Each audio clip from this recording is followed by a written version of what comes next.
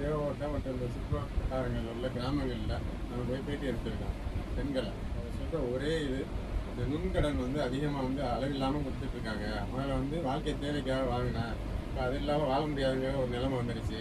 அப்போ அந்த நுண்கடன் நிறுவனங்களை கொஞ்சம் வந்து வரமுறைப்படுத்தலாமா அப்படின்னு கேட்குறாங்க.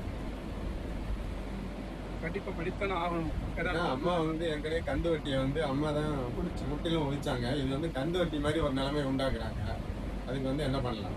இல்லை, கண்டிப்பாக மத்திய அரசு ஏற்கனவே ஒரு சட்டமே போட்டுருக்காங்க. விவசாயிகள் சம்மந்தமாக வாங்குற கடன்களை விரட்டி வசூல் பண்ணக்கூடாது, அவங்களுக்கு அந்த டைம் கொடுக்கணும், இந்த மாதிரி நிறைய போட்டுருக்காங்க.